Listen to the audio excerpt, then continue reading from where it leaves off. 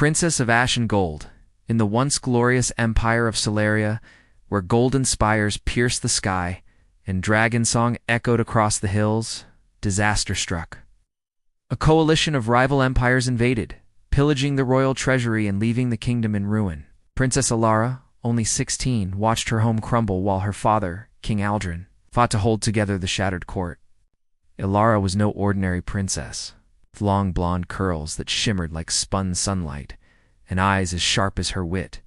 She had always been curious about old legends. One such tale spoke of 3 dragons, hidden deep within the mountains of Ashgardians of Solaria's ancient power. After days of treacherous travel, she found them. 3 majestic dragons: Ignis, the red flame breather; Zephyra, the swift silver wind rider; and Umbra, the black-scaled shadow glider. Though wary at first, the dragons sensed her royal blood and fierce heart.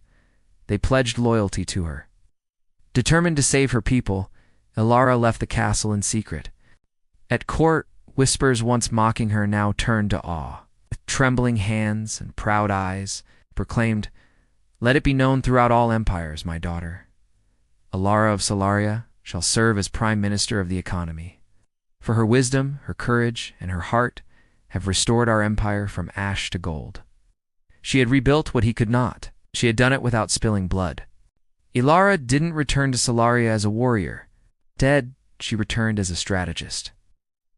Yet Alara, with her dragons and her growing network of allies, always stayed one step ahead, using her mind, not brute force, to outmaneuver them.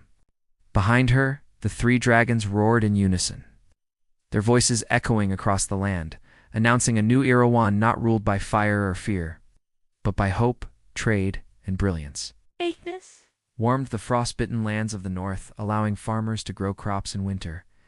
Markets reopened. Us. Schools taught both old traditions and new skills. Roads were repaired and trade routes reestablished. She built alliances based on mutual benefit, not conquest. In exchange, Alara received grain and livestock.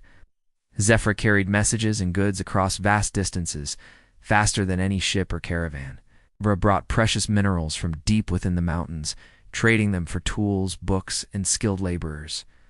With her dragons by her side, she journeyed to neighboring empires, not to beg, but to trade.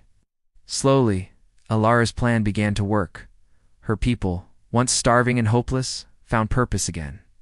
But not all welcomed her success.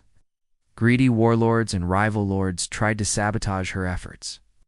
King Aldrin, growing older and wiser, watched his daughter from afar.